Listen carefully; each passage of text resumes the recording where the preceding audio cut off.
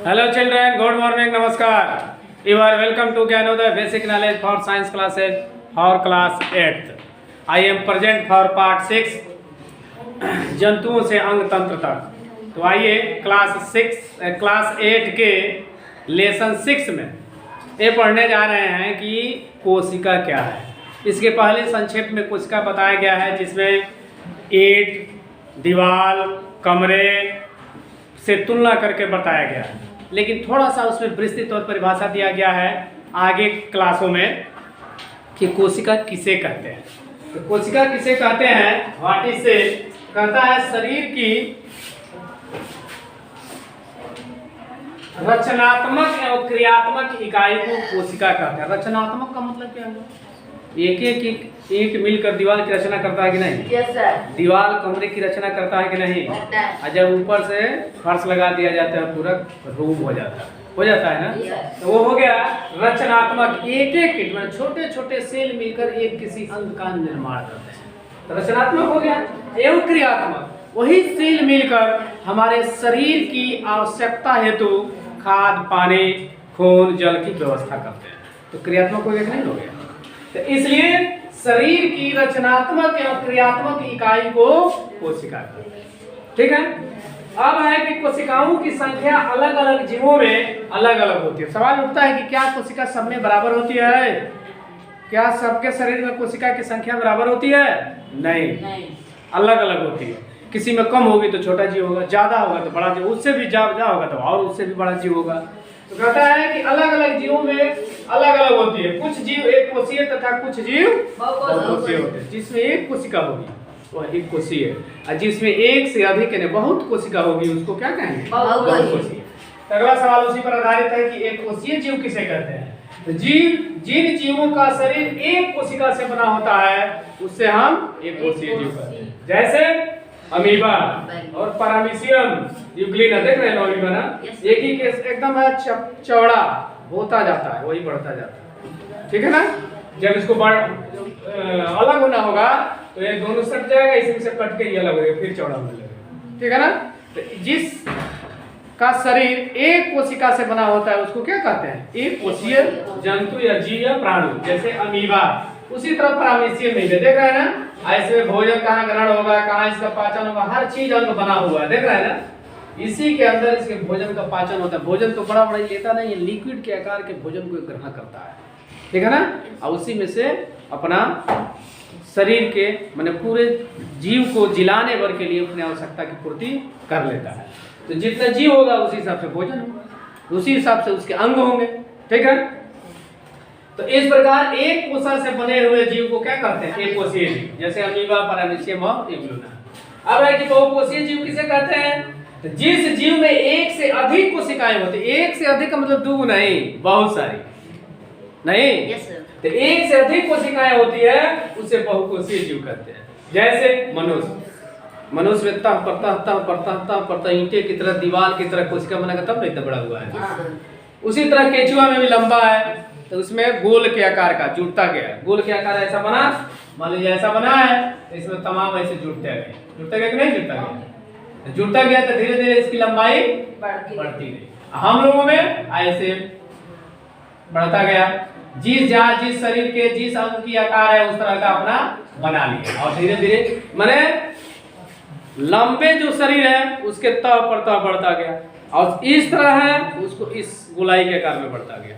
तो कहता है कि कोशिका का आकार जैसे मनुष्य में और केचुआ में, हाथी देख रहे हो हम लोग से विशाल है, तो हम लोग से अधिक कोशिका होगी ना, उसी को कहते हैं प्लेटलेट्स। प्लेटलेट्स जानते हो ना, डायबिट चेकिंग हुआ था तो पता चलता है प्लेटलेट्स घट गया है, मैंने कोशिकाओं की संख्या कम हो गई है। फिर भोजन पानी बढ़ाया जाता है तो धीरे धीरे उसकी संख्या, बस समझ लो एज ए प्लेटलेट्स, प्लेट तह पर तह जिसको रखा गया। तब केचुआ हो गया, हाथी हो गया, उसके बाद बंदर, बरगद का पेड़ भी, उसमें भी तो सेल है। प्याज को काटो देखो उसमें कितनी तह दिखाई देती है, किसी पेड़ को काटो देखो उसमें कितनी तह दिखाई देता है ना, गोल गोल गोल गोल उसी तरह की बढ़ती जाती है। तो जिस प्राणी जीव में एक से अधिक कोशिका होती है उसको बहुकोशीय कहते हैं। अब है क्रियाशीलता के आधार पर कोशिका को परिभाषित करें। क्रियाशीलता कार्य के आधार पर कैसे कैसे है कार्य करता है। कोशिका की कहा गया जीवन की आधारभूत संरचनात्मक, जीवन की आधार, जीव को आधार कौन रखता है? कोशिका। अगर कोशिका आधार जीवन को धीरे धीरे न बढ़ाए तो बढ़ेगा? छोटा बच्चा होता है, धीरे धीरे प्लेटलेट्स की संख्या माने कोशिका की संख्या बढ़ती जाती है, वो भी बढ़ता जाता है। तो जीवन का आधार हो गया कि नहीं हो गया? तो कहता है कि जीवन की आधारभूत संरचनात्मक, संरचनात्मक वही उसकी सृजना करता है, आँख का, नाक का, कान का, मुंह का, जीभ का। यहाँ देखो कि पहले तारू जिसको कहते हैं, धक धक धक धक करता है ना, बड़े लोगों तो नहीं पता चलता, इसलिए कि यहाँ की हड्डियाँ जो हैं, सेल हैं, वही कोशिका जो है मजबूत हो गई, बहुत ज्यादा कोशिकाएं बन गई, तो नहीं धक धक की आवाज। लेकिन बचपन में रहता रखोगे तो ऐसे दिखाई देता है ना, तो वही कारण है। तो कहता है जीवन की आधारभूत संरचनात्मक, मतलब उसकी रचना करता है, आकृति की, शरीर की, कान की, दिमाग की, हड्डी की, उंगली की, और क्रियात्मक इकाई है, क्रियात्मक वही सब काम करता है। तो इसलिए उसको हम कहते हैं जीवन की आधारभूत संरचनात्मक एवं क्रियात्मक इकाई को कोशिका कहते हैं। कोशिका की कितनी परिभाषा हो गई? कल बताए थे ना, शरीर की सबसे छोटी से छोटी इकाई को कोशिका कहते हैं। हाँ, फिर दूसरा यह हो गया कि शरीर की रचनात्मक एवं क्रियात्मक इकाई को कोशिका कहते हैं। फिर हो गया जीवन की आधारभूत संरचनात्मक एवं क्रियात्मक इकाई को कोशिका कहते हैं। मतलब तीन तरह की परिभाषा हो गई, तीनों का मतलब एक ही है कि नहीं? तो चाहे जैसे हो अपनी भाषा में बोल सकते हो कि शरीर की वह छोटी से छोटी क्रियात्मक या संरचनात्मक इकाई जो शरीर की पूरी निर्माण करता है, उसको हम कोशिका कहते हैं। अपने दिमाग से भी बोल सकते हैं। अब है इस सवाल उठता है कि कोशिका की आकृति आखिर होती कैसी है? नहीं, किसी का शरीर बहुत विशाल है, किसी का छोटा है, किसी का चपटा है, किसी का लंबा है, किसी का नाटा है, तो होता इसका आकार होता कैसे? कोई फिक्स आकृति होनी चाहिए, लेकिन नहीं।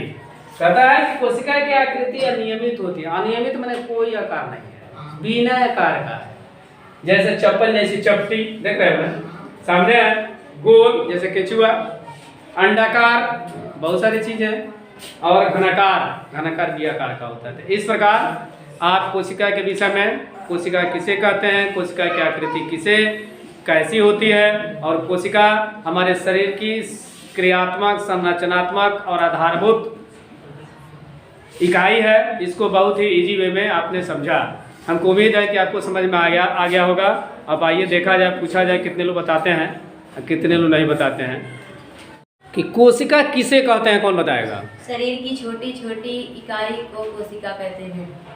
और कोई बताए? शरीर की सबसे छोटी से छोटी इकाई को कोशिका कहते हैं।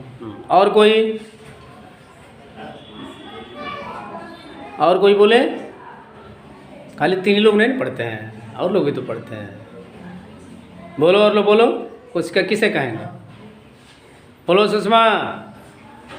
शरीर की रचनात्मक क्रियाओं को कोशिका। चलो बेटा, सही तो नहीं है। और कोई बोलेगा? शरीर की संरचनात्मक एवं क्रियात्मक इकाई को कोशिका कहते हैं। अच्छा, एक कोशीय जीव किसे कहेंगे? कौन बताएगा? जिन जीवों का शरीर एक कोशिका होता है उसे एक कोशिका जीव कहते हैं। एक कोशीय जीव कहते हैं। चलो दूसरा बोलो जी, बहुकोशीय जीव क्या है? जिस जीव में एक से अधिक कोशिका होती है उसे बहुकोशीय। जैसे आदमी एक कोशीय है कि बहुकोशीय है? तुम एक कोशीय हो कि बहुकोशीय हो? हाँ, चलो बैठो। कोशिका का आकृति कैसी होती है? एक शब्द में बताना है। कोशिका की आकृति कैसी होती है?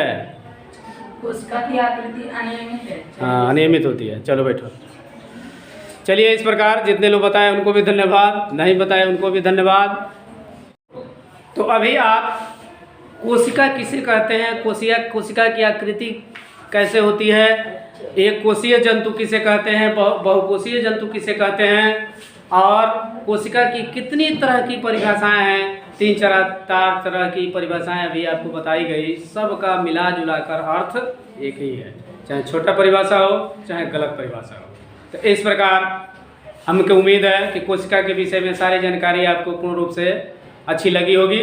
तो आइए अगर ये पढ़ाई अच्छी लगती है तो मेरे चैनल, आपके चैनल, यूट्यूब चैनल को सब्सक्राइब करेंगे, वीडियो को लाइक करेंगे और अपने मोबाइल से दूसरे पर शेयर करेंगे, ताकि और लोग भी इस वीडियो को घर पर रहकर या विद्यालय नहीं आते हैं वे लोग चाहे दूर जगह से लोग देखते हैं उसका आनंद ले सकें। मैं मिलता हूँ नेक्स्ट वीडियो में, तब तक के लिए टाटा, बाय बाय, ओके, नमस्कार।